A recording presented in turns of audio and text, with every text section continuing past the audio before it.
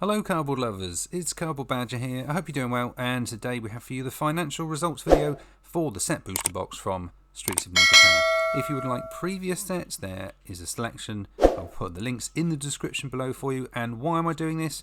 This is just to help any of you out to make the decision if you're going to be able to buy a booster box. If you have the funds to buy a booster box at the moment, are you going to buy a draft booster box or are you going to buy a set booster box?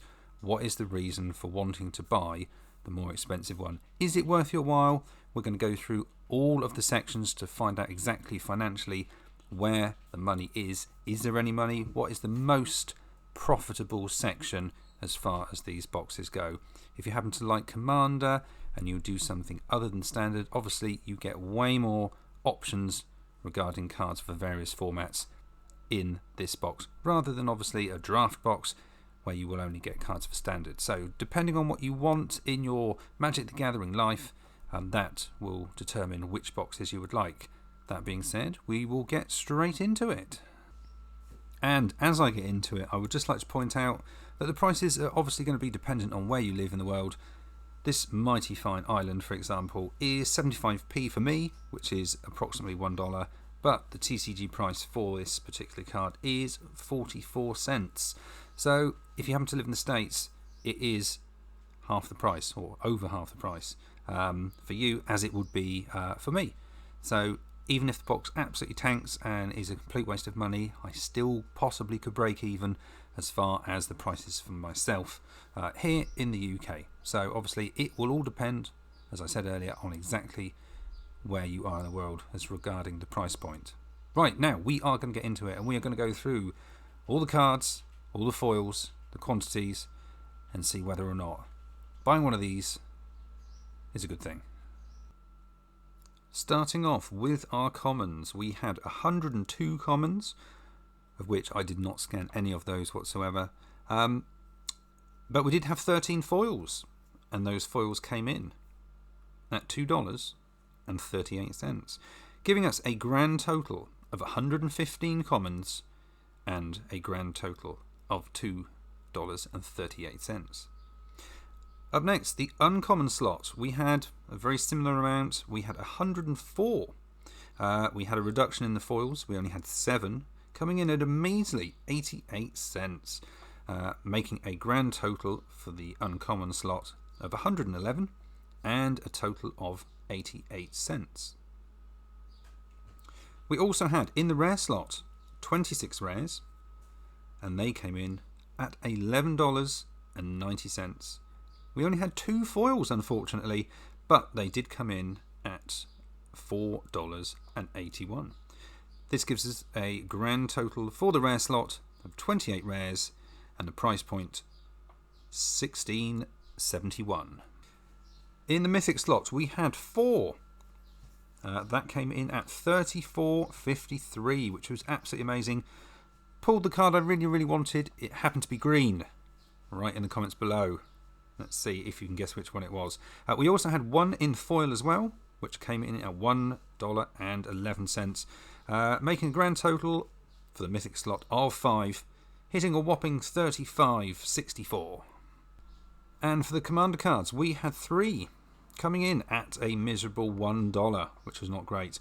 We did luckily though have 1 in foil, and that came in at $6.04, making a grand total of 4 for the commander slot at $7.04. Up next, we have all the showcase cards, all the wonderful frames. Really like the Art Deco design that they've done on this. Very fond of that. We had 34. Unfortunately, they seem to be not worth a great deal at all. They came in at $1.76. We did happen to have 4 that were in foil, which was at least a bonus in some form. That came in at $3.29, giving us a grand total for the showcase frames in all their glory, 38 and a whopping $5.05. Up next, we have the Planeswalker slot, and luckily enough, we pulled 1 Planeswalker, which is great because I always love pulling a Planeswalker out of a box, no matter which one it is, but this one was actually rather good. It came in at $29.17, And obviously we didn't have any in foil. So a very, very nice Planeswalker pull indeed. Speaking of nice pulls, the list. Very, very fond of the list. Another fantastic selling point as far as this product's concerned.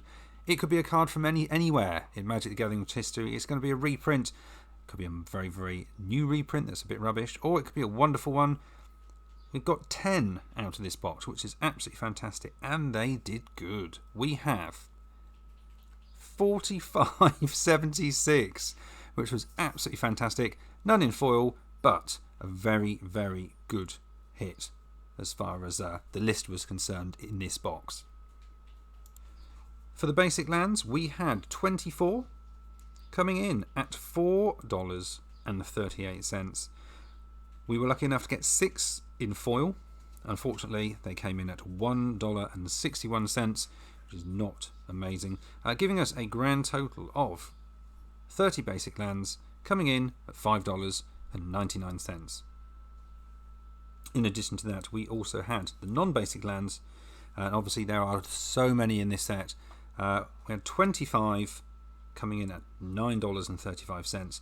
We also had an additional 3 non-basic lands coming in at a measly 49 cents, which was appalling, giving us a grand total of 28 non-basic lands and coming in at $9.84. And finally, we have the art cards.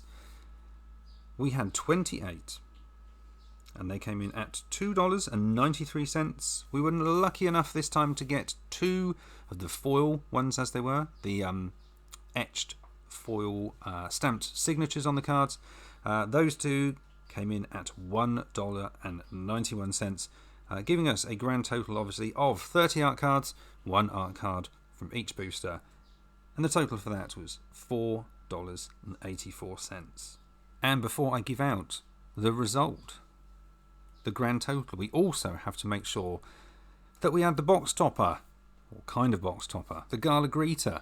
Obviously, every single box it has exactly the same card, unless you happen to have one in a different language, and those obviously are very collectible indeed. I have to say the artwork on them absolutely stunning, but because every single box has exactly the same one, if you happen to have an English language box, those Gala Greeters are almost worthless. The artwork is lovely, the foiling is lovely, I have to say, but they came in at 30 cents, which then gives us the proper grand total of this entire box, and we have 163.60 cents. So, not too bad. Please let us know in the comments below if you happen to have opened a box and how did it go. Did you open an absolute beast and make a fortune? Did you open a box and it sucked? Who knows? But I would just like to say, as far as this box goes, we obviously have another great winner as far as the list is concerned. Always really, really nice to get cards in that slot that you even use. And I have to say, I did get an Anointed Procession. That was one of the really nice hits. And obviously, it's a wonderful card. It can be used in Commander. I am very pleased. So yes, it is nice to have a really, really expensive card. But if you happen to get one that you know truly deep down that you are going to play, it's even better. So obviously, we have got the list. The list was the winner and then followed not too far behind by the Mythic slot, which was also very good indeed, hitting nearly $35. So all in all, I am very pleased with this box, very pleased with the cards that I pulled, because I am going to use them. And all I'd like to say is I do hope that this is in some way some help to decide whether or not you should be buying one of these set booster boxes, which I have to say are flipping fantastic, or a normal old draft box. Price wise, there isn't a huge difference, and as you can see, sometimes the section in this box that you don't get in the other box is the clear winner. So all I'd like to say is, if you're still here, thank you for watching. If you would like to support the channel in any way, shape or form, there's some links in the description below where you can check out some more Cardboard Badger in your life. And all I'd like to say is thank you for watching, people, and we will see you again soon here on Cardboard Badger.